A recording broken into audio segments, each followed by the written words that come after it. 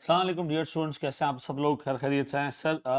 2 दिन बाद जो है वो आज हम वीडियो अपलोड कर रहे हैं। असल में मुझसे काफ़ी सारे बच्चों ने कहा था कि जो कैश फ्लो उसका हिसाब किताब है वो थोड़ा सा पेंडिंग में पड़ा हुआ है, तो थोड़ा सा लेक्चर्स रोक लें। एक तरफ कॉस्टिंग के लेक्चर्स भी आ रहे हैं, एक तरफ जो है वो FAR 1 के लेक्चर्स भी आ रहे हैं, तो थोड़ा सा आप इसको जो है वो रोक दें। तो मैंने इसको रोक दिया था।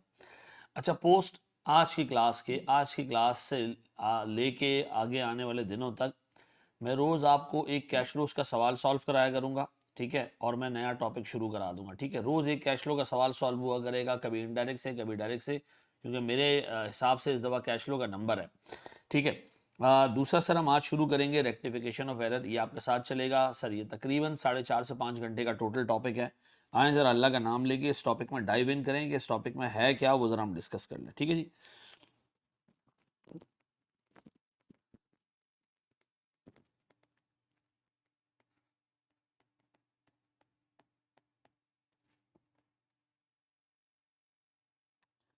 देखिए, रेक्टिफिकेशन ऑफ एरर में एग्जाम पॉइंट ऑफ व्यू से आपके कोर्स में 2 चीज़ें हैं, ठीक है जी? जो टॉपिक्स आपके कोर्स में हैं वो आपके पास 2 हैं सर। एक आपने अभी थोड़े टाइम पहले ही ख़त्म किया मेरे साथ IAS 8, और एक आप पढ़ रहे हो सर करेक्शन ऑफ एरर्स, ठीक है जी? COE में शॉर्ट फॉर्म में लिख देता हूँ उसको, करेक्शन ऑफ एरर्स, ठीक है जी? दोनों में फ़र्क क्या है? देखिए, IAS 8 में जो एरर्स आपसे वो पूछेगा ना, वो एरर्स होंगे प्रायर ईयर के, ठीक है जी? Prior year plus current year, ठीक है जी? यानी कुछ एरर्स ऐसे होंगे जो पिछले सालों में हुए होंगे, कुछ करंट ईयर में हुए होंगे, वो मिला के आपसे एक सवाल पूछेगा, ठीक है जी? करेक्शन ऑफ एरर जो है वो करंट ईयर के एरर्स हैं और छोटे एरर्स हैं। करंट ईयर के ही एरर्स हैं और छोटे एरर्स हैं, ठीक है जी? IAS 8 में जो एरर आ रहा होगा उसमें करंट ईयर नहीं आ रहा होगा, सिर्फ प्रायर ईयर भी आ रहा होगा, क्योंकि IAS 8 है ही प्रायर ईयर एरर्स के लिए, ठीक है जी? तो दोनों में फर्क ये होगा कि एक सवाल अगर आए तो सिर्फ उसमें करंट ईयर के एरर्स आ रहे होंगे, प्रायर ईयर का कोई एरर नहीं होगा। और अगर IAS 8 का सवाल टेस्ट हुआ तो उसमें प्रायर ईयर के एरर्स के साथ साथ करंट ईयर का कोई एक आध एरर भी मौजूद होगा। लेकिन मोस्टली जो सवाल IAS 8 में आते हैं वो पिछले सालों के एरर से रिलेटेड होते हैं, ठीक है जी? प्लस दूसरा डिफरेंस इन दोनों में सर, IAS 8 में सिर्फ कंपनी अकाउंट्स होंगे। कंपनी अकाउंट्स का मतलब शेयर होल्डर्स ने पैसे दिए, कंपनी के पास आ गया, अब कंपनी चल रही है, ठीक है जी? करेक्शन ऑफ एरर चूंकि एक पुराना टॉपिक है, मेरे हिसाब से तो इसको होना ही नहीं चाहिए FAR 1 में।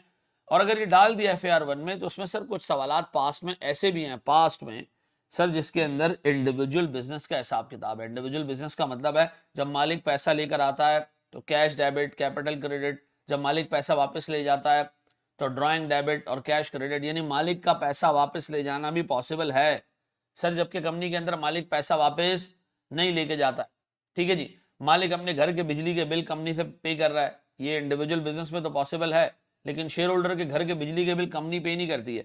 तो सर यहां पर आपके कंपनी अकाउंट्स है, यहां पर हो सकता है कि आपके सर इंडिविजुअल बिजनेस के, जिसको सोल ट्रेडिंग बिजनेस कहते हैं,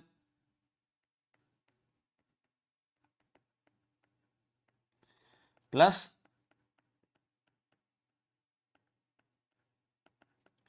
पार्टनरशिप फर्म के अकाउंट्स आ रहे हैं, ठीक है जी? ये दोनों चीजें यहां हो सकती हैं, ठीक है?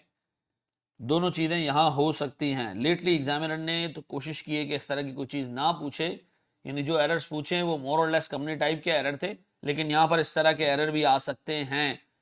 एक्सप्लिसिटली एक्सक्लूडेड नहीं है, ठीक है जी? तो अब अगर मैं मुझसे को पूछे कि जी IAS 8 में और करेक्शन ऑफ एरर में क्या फ़र्क है? IAS 8 में करंट ईयर और प्रायर ईयर दोनों के एरर्स होंगे। IAS 8 प्योरली कंपनी अकाउंट्स से रिलेट करता है, ठीक है जी? लेकिन सर करेक्शन ऑफ एरर का जो टॉपिक है वो एक छोटा टॉपिक है, उसके अंदर सिर्फ करंट ईयर के एरर्स होंगे। और सर एरर्स ऐसे भी हो सकते हैं कि सोल ट्रेडिंग बिजनेस से रिलेटेड हो, पार्टनरशिप फर्म से रिलेटेड हो, जिसमें कैपिटल आ रहा भी हो और जा रहा भी हो, ठीक है जी? जबकि कंपनी के अंदर सिर्फ कैपिटल आता ही आता है। आई होप ये मैं आपको क्लियर कर पाया हूं कि करेक्शन ऑफ एरर का टॉपिक, करेक्शन ऑफ एरर में होगा क्या?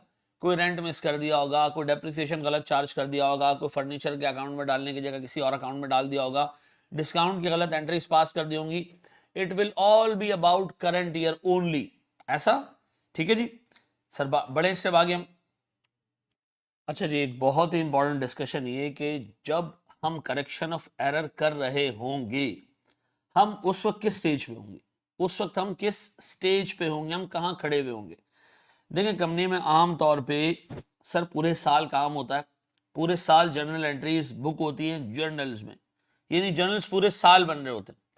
और हर रोज के एंड पे लेजर में पोस्टिंग भी हो रही होती है, रोज के रोज, रोज के रोज।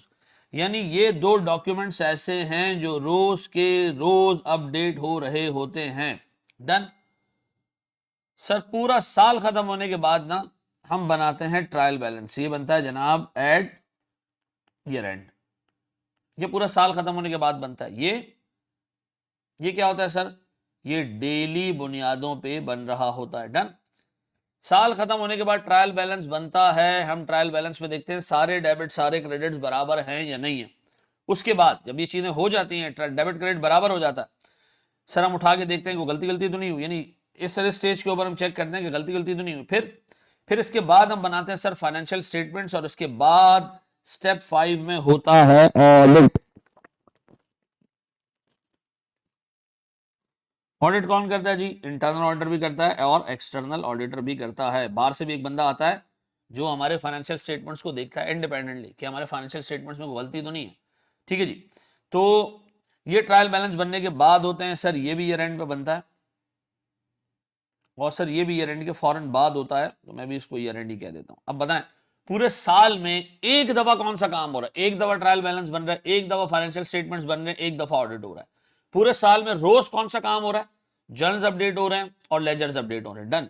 अब और सुनना दोस्त, गलती कहां पकड़ी जाती है? गलती आमतौर पर पकड़ी जाती है ट्रायल बैलेंस बनाते वक्त। यहां आपको गलती पकड़ी जाएगी कि यार कोई चीज गलत पोस्ट कर दी थी, गलत बुक कर दी थी, यहां गलती पकड़ी गई। बाज़ औक़ात यहां गलती नहीं पकड़ी जाती, बाज़ औक़ात फाइनेंशियल स्टेटमेंट बनाते हुए गलती पकड़ी जाती है। एक चीज आप फाइनेंशियल स्टेटमेंट्स बना रहे हो, आपको नजर आया यार ये एबनॉर्मल है, अजीब चीज है, सेल्स है 500 रुपए की, रिसीवेबल आ रहा है 5000 का। ठीक है जी, डेबिट क्रेडिट बराबर है, ठीक है जी, सारी चीजें बराबर हैं, लेकिन मसला ये है कि यार दो चीजें सेंस ही नहीं रखती हैं। ठीक है जी, हम सोच रहे पूरे साल हम प्रॉफिट में, जब बैलेंस शीट और पीएनएल बनाए तो लॉस नजर आ रहा है, कुछ गलती हुई होगी। अब जाके ट्रायल बैलेंस दोबारा देखना शुरू, यानी कुछ गलतियां आपको फाइनेंशियल स्टेटमेंट्स बनाते वक्त पता चलेंगी, कुछ गलतियां ऐसी होंगी जो फाइनेंशियल स्टेटमेंट्स बनाने के बाद ऑडिट स्टेज पे जाके पता चलेंगी। अब याद रखना हर एक किस्म की गलती की इंप्लीकेशन और करेक्शन का तरीका अलग है।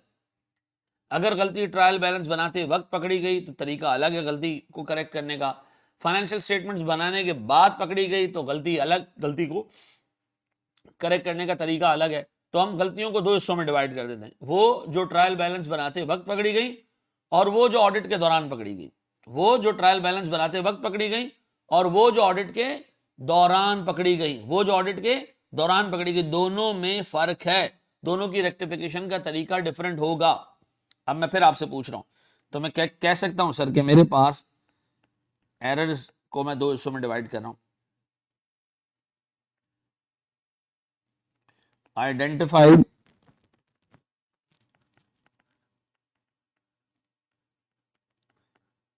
एट द टाइम ऑफ, ऐसे कर देना, identified at trial balance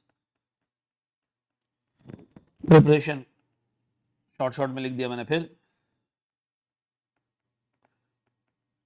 identified during audit. ठीक है जी, याद रखिएगा दोनों को करेक्ट करने का तरीका थोड़ा सा डिफरेंट है। ठीक है, अब बताएं जी एरर कैसे होंगे? सर पूरे साल जर्नल्स बन रहे हैं, लेजर्स बन रहे हैं, गलतियां हो सकती हैं इसके अंदर।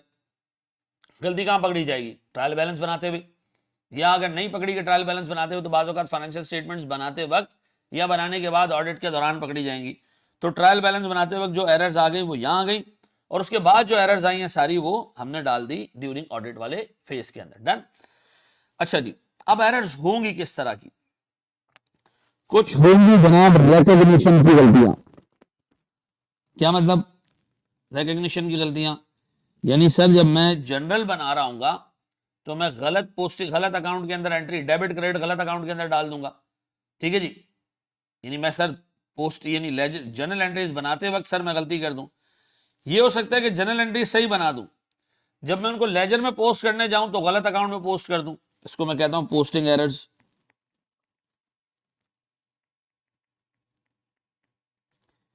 बाज़ औक़ात जनरल एंट्री बनाते हुए गलती होगी और बाज़ औक़ात उन जनरल एंट्रीज को बनाने के बाद जब हम लेजर में पोस्टिंग करने जा रहे हैं वहां गलती होगी।